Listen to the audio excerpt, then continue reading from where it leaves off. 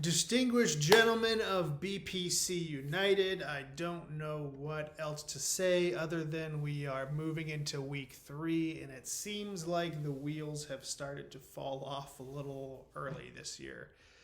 Week 2, highlighted by some significant injuries, followed by a panicky waiver wire with a few of you splashing some serious cash for players like Devontae Freeman, Mike Davis, and Darrell Henderson Jr.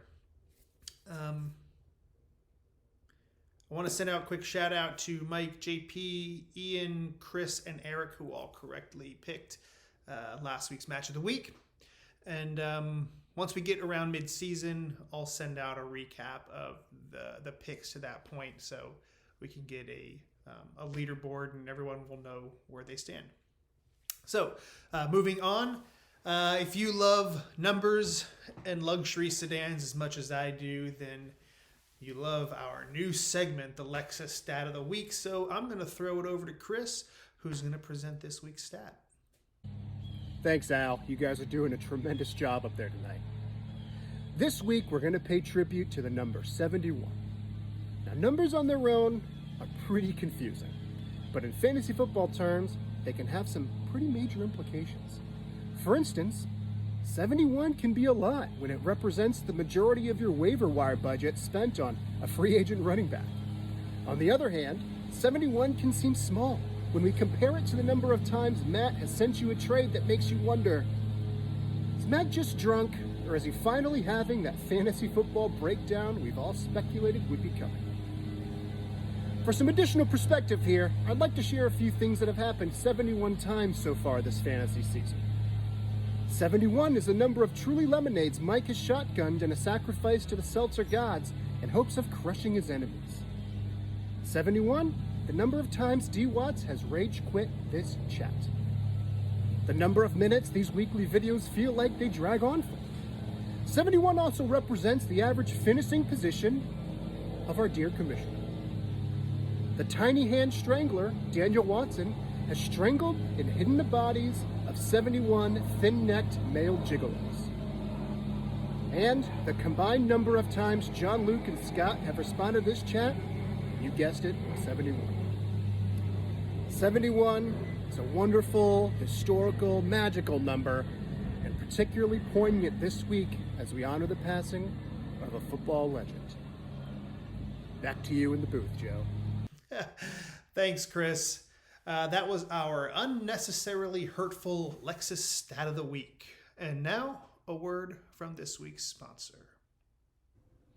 Hi, everyone. This week's Match of the Week is brought to you by Flex Seal. From leaky boats and basements to torn meniscus and broken dreams, there's no job too big for Flex Seal. So pick up a can today at Walmart or your local hardware store. Flex Seal. Don't fix it the right way. Just cover it up with some ugly goo. All right, let's get down to business with this week's picks, starting with TBD DBT versus Sporting a Chubb. X factor for this match, of course, is the injury to Saquon Barkley. Also, keep an eye out for a high-scoring game between the Texans and the Steelers. This could bring an upset to this matchup, but I'm giving the edge to Sporting a Chubb. Sporting Chubb still looking for their first win. Hopefully they won't let me down for the third week in a row. Next match, Cider House Fails versus Luke It's John. X factor for this one, CMC placed on IR and expected to miss, I think it's 3 weeks or so with a high ankle sprain. Listen, if there's one thing I know, it's ankle sprains. I'm thinking it's more like 4 to 5 weeks. So keep an eye out on that one. This matchup will be close, but I'm thinking Cider House Fails will pick up their first win of the year. Next matchup, MCAS versus Pop into T-Boner. X factor in this matchup is the Baltimore backfield. If MCAS wants a chance at victory, I think he'll need touchdowns from both in his Ravens tandem. I unfortunately don't see that happening against the Chiefs, as we're probably going to see a lot of production from Jackson and Mahomes. So I got to go with popping a T-boner on this one. Okay, next match up is Team Anguish versus Judy judging your girly. Cat. Unscripted cat moment.